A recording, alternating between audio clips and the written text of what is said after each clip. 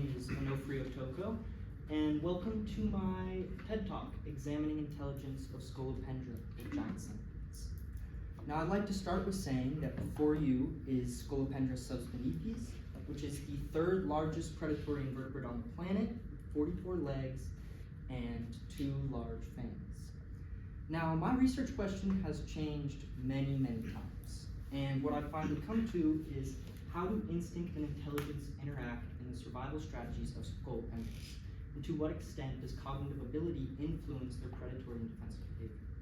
Now what I mean by this is what plays a more pivotal role in giant centipedes or scolopendras behavior? Is it instinct and evolution, or is it cognitive thinking and learned behavior? So first, it's important to define what is instinct and intelligence in invertebrate species. And one way to do that is to look at the most intelligent land-dwelling invertebrates on the planet. So let's look at ants, bees, and wasps. These are all eusocial invertebrates. This means that they live in a colony, they are based around a hive, and they usually have one essential member of that colony, the queen.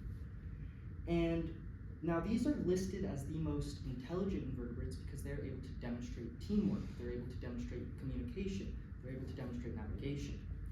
And this is unique because these are all human-like qualities and intelligence. These are qualities that we as humans associate in other animals as intelligence. Now, if you were to look at pre-social invertebrate, like a giant centipede or tarantula or a praying mantis, it is much harder to define these types of intelligence in them. We do not see communication, we do not see teamwork or anything like that. So you have to look for different types of intelligence, which is different. For example, in centipedes or praying mantises, instead of looking for navigation and communication as much, we look more at short-term memory and pattern recognition. We look for developed and learned behavior, repeating the same thing over and over and getting the same result. Okay, so what's interesting is that for a species that is found on almost every continent on the planet, there's a surprising lack of research on their behavior and on their intelligence and cognitive thinking. And why is this? A very large part of it is money. Entomology is focused around money. We go in, we look at bugs, and we study them for the benefit of humans. So the two main study factors in entomology are agriculture and medicine. These are the two biggest ways that bugs and invertebrates affect us. And centipedes don't really fall much into either of these categories. They are actually more of a beneficial insect or invertebrate when it comes to crops, because they often eat pests such as cockroaches and locusts. And the medical side of them is actually kind of interesting. Centipede venom is actually under a lot of study right now for medical uses. It's extremely potent for its size, and Scolopendras subspinipes mutilin, which is the Chinese red-headed centipede, is actually being studied right now for cancer treatment. It has a lot of cytotoxic qualities in its venom, which means essentially it breaks down cells. And so this is being used for targeted cancer treatment. We can also look at Scolopendra gigantica, which is actually being used for pain treatment as it has high amounts of potassium in its venom. And these studies do not look at cognitive thinking. They are done in captivity, and they involve milking centipedes and understanding the compounds that make up their venom and how this can be future used. So before getting to the main study that directly progressed and basically gave me the overall understanding of my topic, I want to preface by talking about ants again. So this picture here is about the bilateral memory of ants. Ants are capable of storing short-term and long-term memory based off of the antenna in the side of their body that they interact with said object. So for example, on the right side of the ant's brain is long-term memory. This is for understanding the queen's pheromones, understanding the colony's pheromones, understanding its navigation inside its colony. Versus the left side is short-term memory. This is interacting with outside and foreign bodies in its environment, such as food, prey items, defense, stuff like that. Now this is unique because not many other eusocial invertebrates have this, and even fewer pre-social invertebrates share this ability. So the fact that Scolopendra or giant centipedes share this is pretty unique, as it's not seen in a lot of pre-social invertebrates, and this doesn't directly equate to intelligence in centipedes, but it's an example of a intelligent trait seen in another species also seen in giant centipedes. And before I get to my main point about the short-term memory and pattern recognition involved in the study of Scolopendra gigantica preying on Venezuelan bats, I'd like to play a short video.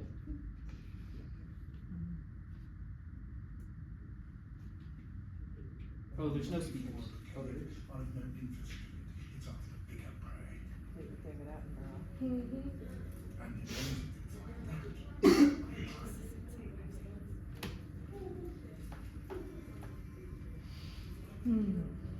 Its many legs give it a secure hold on the vertical rocks.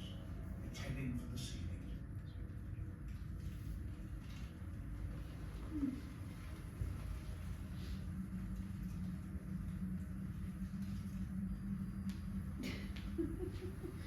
Now in the darkness, it can sense bats flying past it. Holding on with its hind legs, it reaches out into their flight path, and almost immediately, it has one.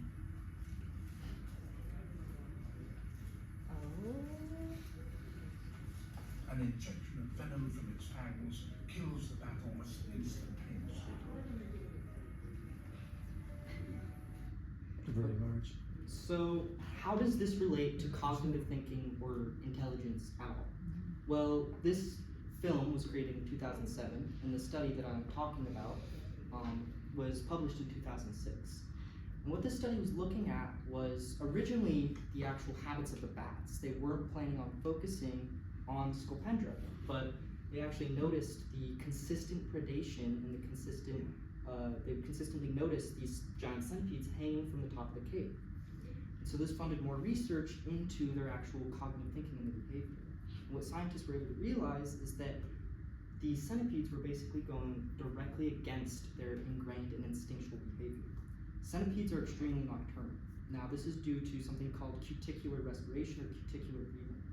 This means that without moisture in the air, if it's too dry out, they can't breathe.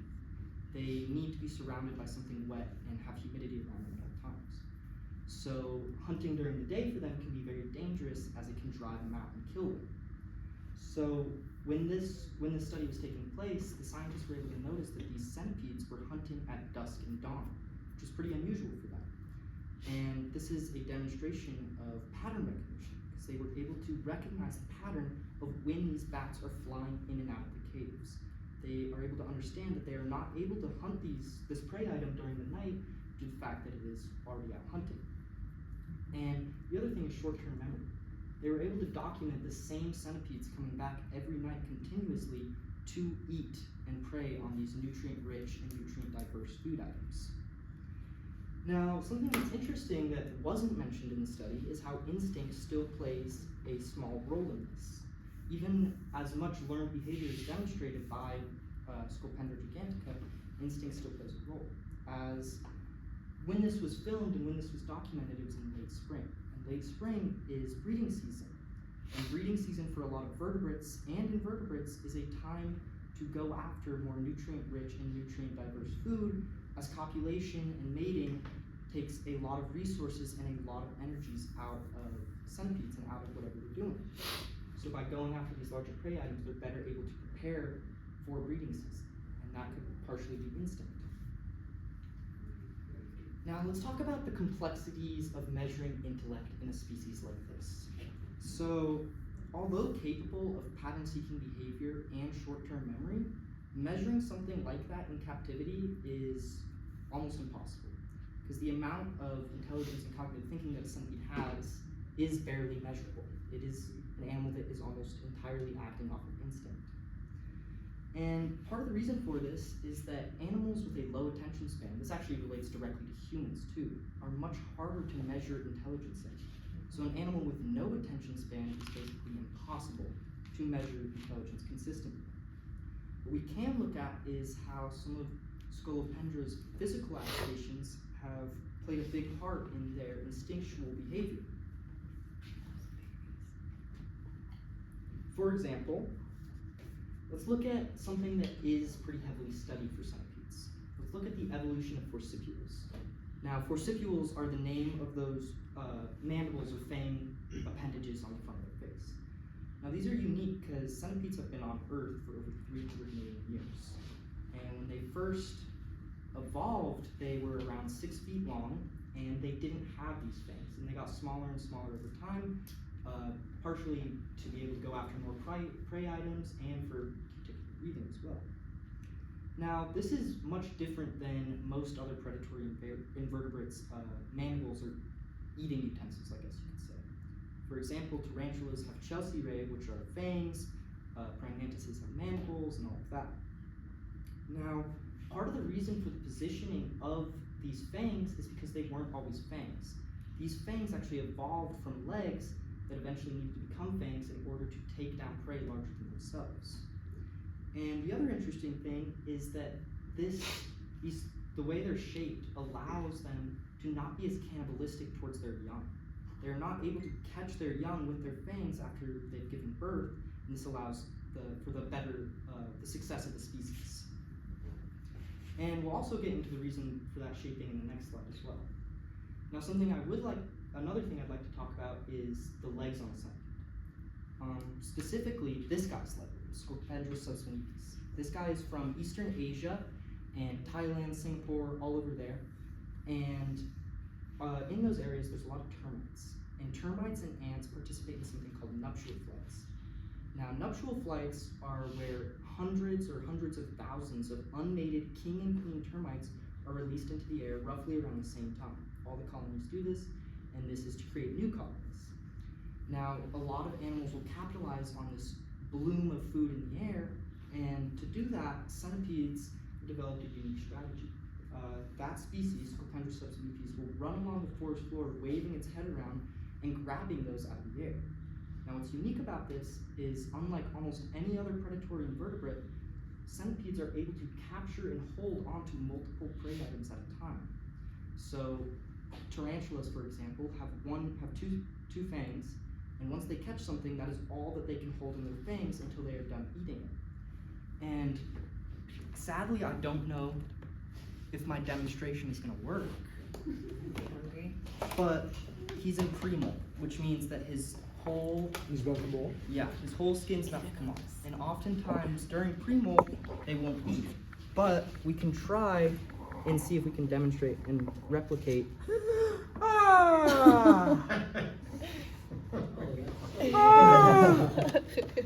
Oh, he is. Oh my gosh. Oh.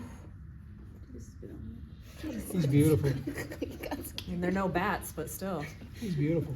And sometimes what you're able to observe is that they will use their back legs to pull in crickets and hold them under the body. So they just hold them for later till they're done with the one in their mouth? And then they will pass it up to their fangs. Oh my, with all He's their in his legs? most vulnerable period of his life, right now. He's a primo. Yeah, well, he's about to. I think, but he ate, so I don't know. Okay. Usually when they're in pre-molt, they don't eat. Yeah, because they're, Just so you know, Nove, you're at 13:45. Okay. Now I'd like to talk about an unlikely friendship. And this is also a big part of my research, and you can actually look in here and see it if you want to. In this enclosure, you'll notice a lot of pillbugs or armadilli, roly-polies. Now, centipedes and Armadillium and Chilopodas, is their genus, have been on Earth for over 300 million years. Now, they've evolved this unique symbiotic relationship where centipedes, one of their main predators is actually ants. They are a messy eater, and they eat in their den, and they often leave behind parts of invertebrates or part of whatever they ate. And this attracts ants, and ants are easily able to overwhelm and kill a centipede. So, the centipede will allow roly-polies, pillbugs, to live in their den and eat the scraps. And in return, these guys get food, and these guys basically get a clean house. And that's another reason for the evolution of forcipules, is that they are not able to eat pillbugs when they're rolled up like that because of the positioning of their fangs. And although mutualistic symbiotic relationships are often associated with intelligence, in this case, this is more likely an adaptive evolutionary tactic.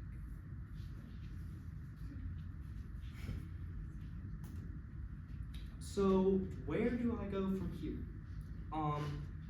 I can't argue that there is some outstanding conclusion, an outstanding new piece of information that I've uncovered, but I can say that although their giant centipede's intelligence is not super measurable, it is clearly there, and clearly there needs to be more research on that.